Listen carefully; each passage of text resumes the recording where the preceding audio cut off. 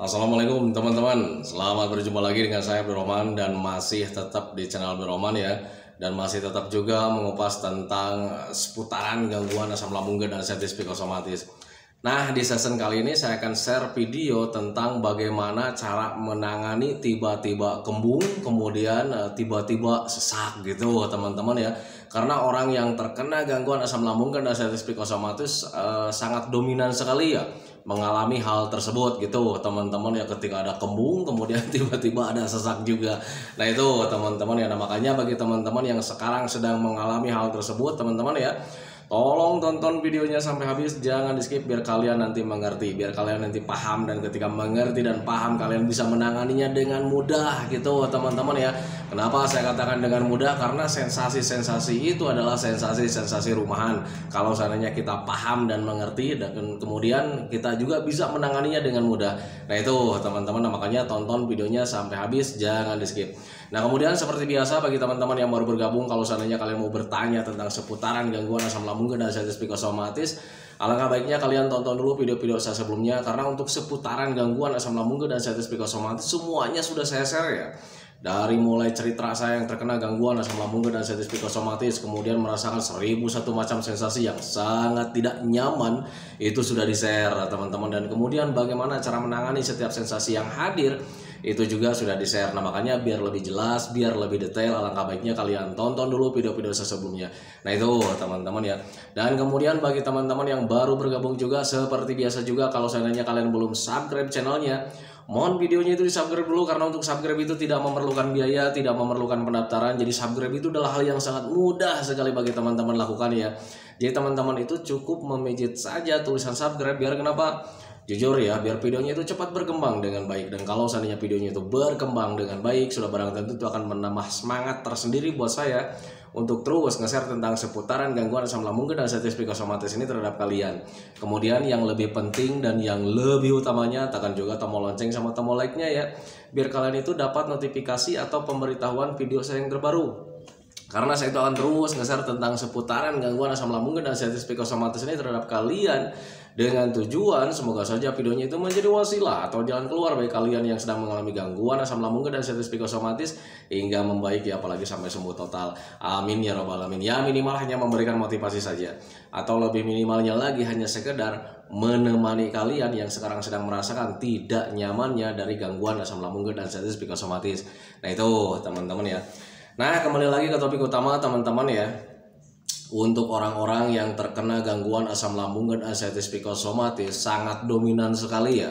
Jadi kadang kita itu merasa tiba-tiba kembung gitu teman-teman, dan ketika ada kembung gitu teman-teman ya, kadang ada perasaan sesak juga di bagian dada. Nah itu teman-teman, nah sebetulnya kalau seandainya kalian cermati gitu teman-teman ya, untuk orang-orang yang terkena gangguan asam lambung dan sensitif psikosomatis, untuk dada tidak nyaman atau misalkan tiba-tiba sesak itu bukan karena kembung saja teman-teman ya, bisa karena lainnya juga gitu teman-teman. Kayak macam kita misalkan ketika minum kemudian ada kelayangan, nah tiba-tiba kita juga mendapatkan sesak juga gitu teman-teman, serasa napas itu mau berhenti ya. Nah itu teman-teman, dan ketika mempunyai sensasi seperti itu kadang kita itu menjadi ketakutan tersendiri ya. Nah itu teman-teman ya, kemudian untuk napas terasa sesak seperti mau berhenti itu ya bukan karena kembung aja teman-teman ya, bukan karena ada kelayangan juga gitu teman-teman ya, bisa karena kaget juga, bisa karena ada pusing juga teman-teman ya, banyak sih sebetulnya teman-teman ya. Nah kenapa orang-orang yang terkena gangguan asam lambung dan sensitif psikosomatis selalu mengalami dada terasa sesak gitu teman-teman ya. Kadang ketika kembung kita ada sesak gitu teman-teman ya, ketika kelayangan kita juga ada sesak, ketika ulu hati sedang tidak nyaman ada sesak juga. Kenapa bisa seperti itu? Karena untuk sesak itu teman-teman ya, napas tidak nyaman itu teman-teman ya, bukan dari penyakit yang berbahaya teman-teman ya, itu hanya bentuk respon tubuh saja gitu teman-teman ya. Nah kalau misalnya dikatakan itu berbahaya, sama sekali tidak teman-teman, itu hanya mengganggu saja, tidak nyaman saja gitu teman-teman ya. Padahal kalau misalkan dikatakan Pak ini napasnya ini mau berhenti nih, tidak akan terjadi teman-teman ya. Memang kalau misalkan dirasakan gitu teman-teman, sepengalaman saya dulu gitu ya, jadi kadang ketika kita napas terasa sesak kemudian seperti mau berhenti itu ya kadang bikin cemas, bikin was-was teman-teman teman-teman ya, karena kita itu berpikirnya itu seolah-olah kita itu mau mendekati kematian teman-teman ya. Nah padahal itu kejadian biasa, itu cuman respon tubuh saja teman-teman ya. Nah tetapi kalau misalnya kalian bertanya juga, kenapa nih Pak respon tubuh itu kayak macam begini ya, rasanya itu tidak nyaman, rasanya itu seperti mau mati gitu teman-teman ya. Kembali lagi gitu teman-teman ya, sama sensitif tubuhnya. Karena orang-orang yang terkena gangguan asam lambung dan diabetes psikosomatis biasanya sensitif perasaannya, sensitif tubuhnya gitu teman-teman ya. Itu sedang benar-benar sensitif teman-teman. Jadi perubahan atau ada respon tubuh saja itu sangat terasa sekali teman-teman. Itu pengalaman saya dulu gitu teman-teman ya. Padahal respon tubuh itu semua orang mempunyai teman-teman. Jangankan untuk orang-orang yang terkena gangguan asam lambung dan diabetes psikosomatis, orang yang tidak terkena gangguan asam lambung dan diabetes psikosomatis juga pasti mempunyai respon tubuh teman-teman ya. Contoh kecil, ketika orang kaget, dia normal nih, normal sedang jalan-jalan gitu teman-teman, tetapi tiba-tiba dia kaget dengan hal-hal atau misalkan yang mendadak gitu teman-teman ya. Nah itu pasti napasnya agak terasa berat teman-teman ya, cuman agak terasa berat gitu teman-teman ya. Nah tetapi untuk orang-orang yang terkena gangguan asam lambung dan diabetes psikosomatis, napas terasa berat itu berlebih teman-teman. Jadi sehingga perasaannya itu seperti napas itu mau putus ya, seperti napas itu mau berhenti teman-teman. Dan ketika seperti mau berhenti itu teman-teman ya, pikiran kita itu melayang kemana-mana. Waduh, ini jangan-jangan mendekati kematian. Nah itu teman-teman ya, padahal itu bukan teman-teman ya. Napas itu kalau misalkan cuman respon tubuh saja, jangan terlalu diperhatikan teman-teman ya, karena itu nanti akan membaik dengan sendirinya teman-teman ya. Jadi kalian harus terima saja, apa ini napasnya nih seperti mau berhenti, nggak apa-apa teman-teman, tidak akan berhenti, kalian sedang cemas saja. Nah itu teman-teman ya. Nah tetapi ada kalanya ketika napas itu yang harus diperhatikan itu ketika napasnya terasa berat, kemudian dadanya terasa panas gitu teman-teman ya. Nah itu berarti bukan respon tubuh gitu teman-teman. Itu mungkin karena ada panas dalam, terpengaruh dari tenggorokan yang sedang teraliri oleh asam lambung yang kurang normal gitu teman-teman. Nah biasanya di situ ketika ada panas dalam gitu teman-teman. Jadi ketika ada panas dalam itu napas itu terasa berat gitu teman-teman, bisa ke sana. Dan sebetulnya napas berat itu kembali lagi ya, itu juga sama bentuk respon tubuh teman-teman ya. Sebetulnya untuk panas dalam itu tidak ada keterkaitannya dengan paru-paru teman-teman ya, sama sekali tidak. Kalau seandainya kalian tidak percaya silakan boleh tanyakan ke dokter, apakah kalau seandainya panas dalam itu ada kaitannya dengan paru-paru? Tidak sama sekali teman-teman ya. Kalau seandainya kalian sedang panas dalam, kemudian dada terasa berat gitu teman-teman ya, napasnya itu terasa tidak nyaman teman-teman, itu hanya respon tubuh saja. Kalau seandainya kalian tangani panas dalamnya, itu nanti napas baik-baik saja. Nah itu teman-teman. Dan untuk menangani napas itu berlaku untuk semua sensasi teman-teman ya. Kadang kalau misalnya sedang kembung, ada napas terasa berat juga, kalian jangan tangani napasnya teman-teman ya, karena napas itu nanti membaik dengan sendirinya. Jadi yang harus kalian tangani itu adalah kembungnya teman-teman ya. Nah sekarang bagaimana cara menangani kembung? Cara menangani kembung itu selalu saya bilang ya, selalu saya katakan di setiap video gitu teman-teman ya. Kembung itu berawal dari karena memang banyak gasnya gitu teman-teman ya.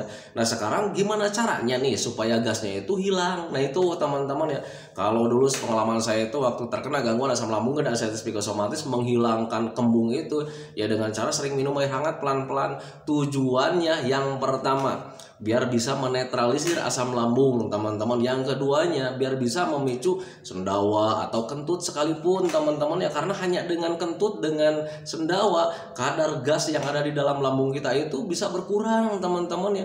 Dan kemudian ketika sering minum air hangat pelan-pelan minimal 8 gelas dalam sehari itu ya bisa mengurangi menetralisir asam lambungnya menjadi agak normal lagi gitu teman-teman ya. Karena untuk asam lambung tidak normal itu bisa menyebabkan terus terjadi kembung atau terjadi gasnya. Nah itu teman-teman, makanya harus bisa memahami ke sana. Jadi ketika kalian ingin menangani kembung, alangkah baiknya kalian sering minum air hangat pelan-pelan minimal 8 gelas dalam sehari. Kemudian bantu juga dengan sering berjemur teman-teman ya. Dulu saya waktu terkena gangguan asam lambung dan diabetes psikosomatis kadang merasa malu ya. Kadang buka baju gitu teman-teman ya, kadang gini aja nyender biar matahari itu terkena gitu teman-teman ya, sama perut kita teman-teman ya. Kemudian setelah perutnya sudah jangka waktunya itu misalkan 10 menit gitu teman-teman ya, saya balik badan, punggungnya dijemur kembali gitu teman-teman ya. Tujuannya ya biar ada penghangatan gitu teman-teman ya. Nah kemudian untuk ketika terkena gangguan asam lambung dan arthritis psikosomatis, saya selalu bilang ya di kolom komentar juga, untuk berjemur itu hindari bagian kepala teman-teman ya. Orang yang normal mungkin ketika berjemur sama kepalanya itu kita nyaman-nyaman saja gitu teman-teman ya. Nah, tetapi untuk orang-orang yang terkena gangguan asam lambung dan arthritis psikosomatis, ketika berjemurnya kelamaan bagian kepala itu suka ada pusing teman-teman ya, suka ada pusing, kemudian agak kelayangan juga. Dan kalau seandainya belum bisa mengendalikan pola pikirnya gitu teman-teman ya, ketika ada pusing karena memang bekas berjemur gitu teman-teman ya, kita cemas lagi, was-was lagi.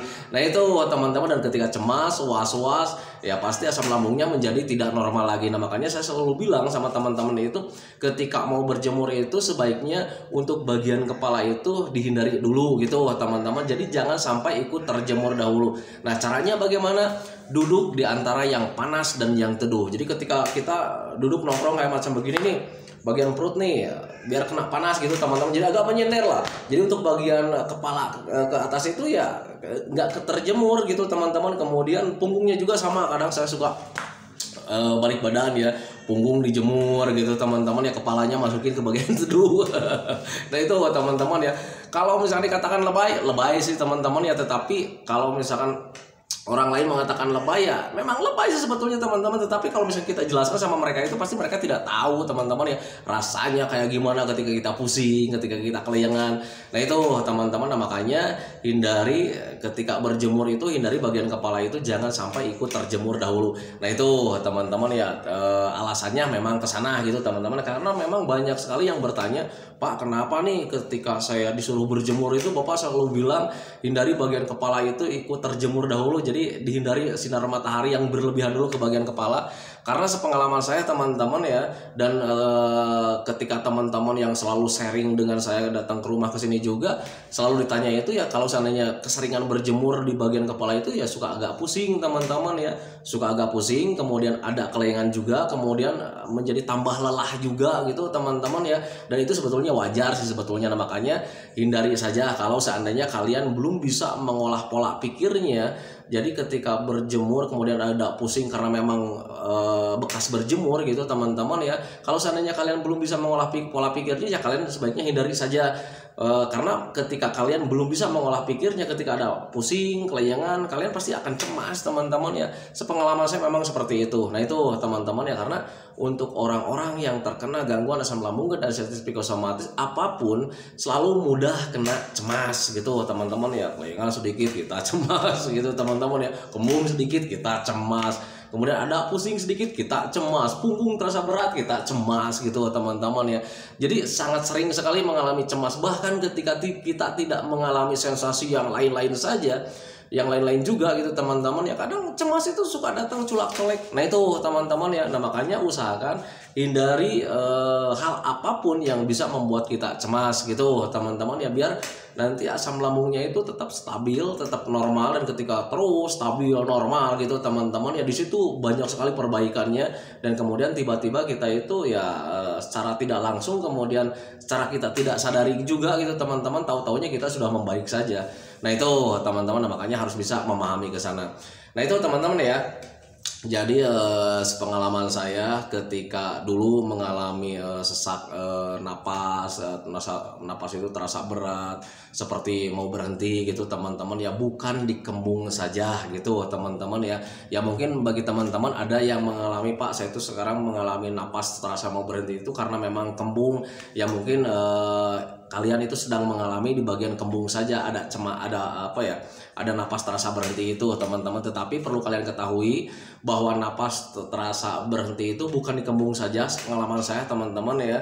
Jadi ketika kelayangan, kalau misalnya kitanya cemas, was-was gitu teman-teman ya, napasnya itu terasa berhenti gitu teman-teman ya. Kemudian ketika ada kelayangan gitu sama juga begitu, ada pusing sama juga begitu teman-teman ya. Ketika sakit badan berlebihan gitu teman-teman ya, napas terasa seperti mau berhenti juga gitu teman-teman ya.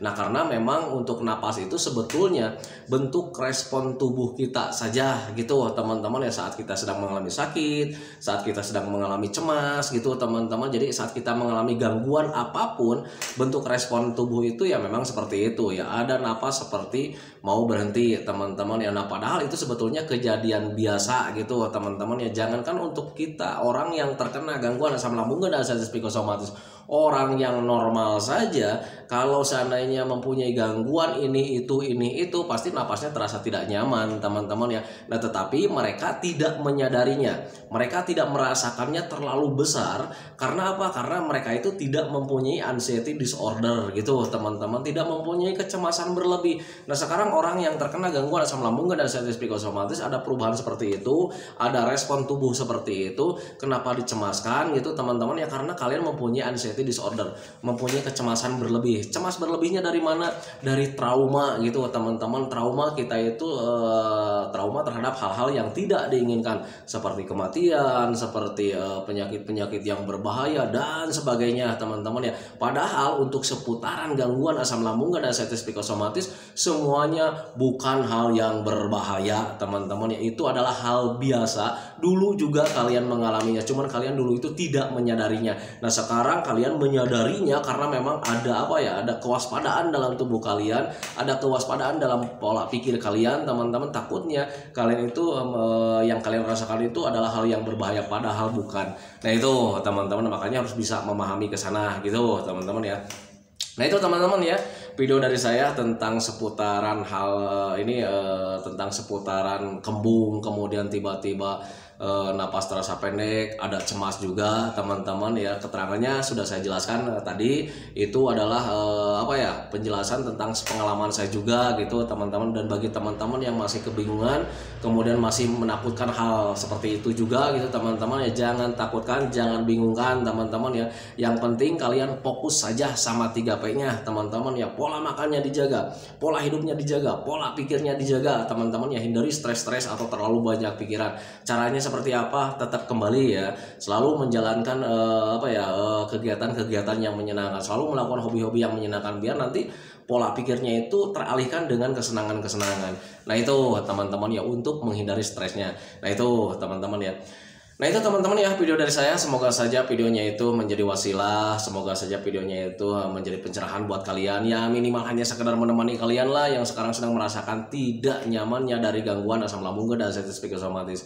Kemudian seperti biasa, sebelum saya akhiri videonya, saya selalu mendoakan sama teman-teman itu, semoga saja teman-teman itu cepat sehat lagi, cepat sembuh lagi, cepat kembali lagi keadaan kalian yang dulu, baik semangatnya, moodnya, tertawanya, pokoknya kehidupan kalian yang berwarna yang dulu itu semoga saja cepat kembali lagi. Karena memang saya yakin 100% bahwa keadaan kalian yang dulu itu sangat dirindukan sekali. Nah itu teman-teman ya. Kemudian doakan saya juga teman-teman ya, agar saya itu tetap sehat, tetap kuat, tetap ceria, agar masih bisa tetap menemani kalian.